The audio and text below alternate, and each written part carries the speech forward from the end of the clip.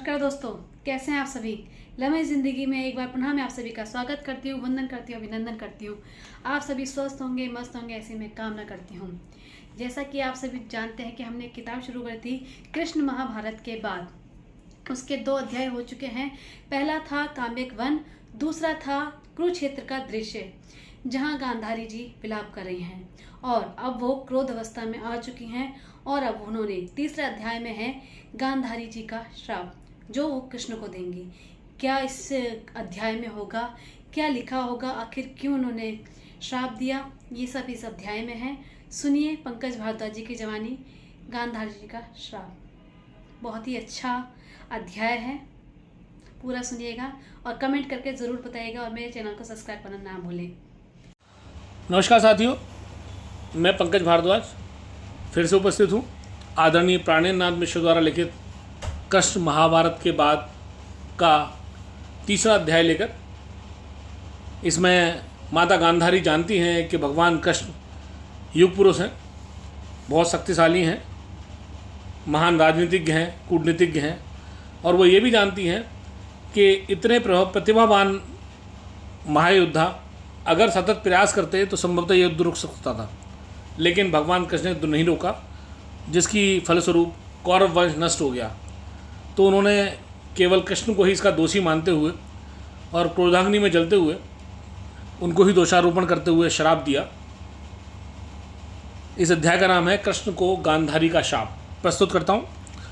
कुरुक्षेत्र मध्य थी खड़ी हुई, चीखी हठात निस्तब्ध गांधारी, हे कमल नयन माधव आओ, देखो हतभागी माँ बेचारी, देखो बिलाप का अट्टहास, देखो हाहाकारी करुणा, देखो मांसाहारी पशुदल, देखो विक्षिप्त मांग अरुणा, देखो श्रृगाल और द्रोणकाल, देखो पैशाचे काल नृत्य, देखो यह खंडित देह भूमि, देखो मानव का अहम सत्य, देखो ये कटे वृक्ष जैसे, जो पुरुष श्रेष्ठ थे अग्नितुल्य, वह कर्ण भीष्म, यह अभिमन्यु, यह द्रोण द्रुपद और ये हैं शल्य। मेरे 100 पुत्रों के रक्त बिंदु जम गए धरा में जड़ बनकर, शतपुत्र वधू के यौवन को वैधव्य गई अभिशापित कर। हे कृष्ण याद है क्या तुमको धूत खेल का वह कलंक, खा गया वीर शत कुरुवंशी, हो गया ग्रसित पूरा मयंक। हाँ शकुनी था आबद्ध काल, पर सृष्टि रचयिता तो तुम थे, बनकर आए तुम शांति दूत, पर प्रलय रूप भी तो तुम थे। माना स्वामी और मूर्ख पुत्र, मेरे नहीं समझ सके तुमको, जब सृष्टि शेष का अट्टहास तुम सुना गए कंपित सबको। हे महाबाहु हे मधुसूदन, तुम हो अजेय तुम महाबली, तुम में क्षमता थी उभय पक्ष, करते प्रशांत पर चाल चली। तुम रूपकार इस ध्वंस के हो, तुमने की उपेक्षा जानबूझ। धृतराष्ट्र पुत्र और पांडुपुत्र हुए दग्ध युद्ध में बन अबूझ। तुम स्वेच्छा से रहे उदासीन, कुरकुल विनाश की परिणति में। हे चक्र गदाधारी केशव, तुम अपराधी हो संप्रति में, हो गया नष्ट मेरा यह वंश, तुम रहे देखते उदासीन। शास्त्रज्ञ तो हो तुम महाभूत, पर हुए कई हत शस्त्रहीन। छल से हत किया द्रोण तुमने, छत हुआ निहत्ता कर्णवीर। दुर्योधन पर भी यही वार, जंघा पे तुम्हारा छद्म तीर। हे अच्युत कहाँ वे कमल नयन, जो पक्षपात से दूषित हैं। तुम खेले हर क्षण दूत खेल, विश्वत लीलाएं प्रदूषित हैं।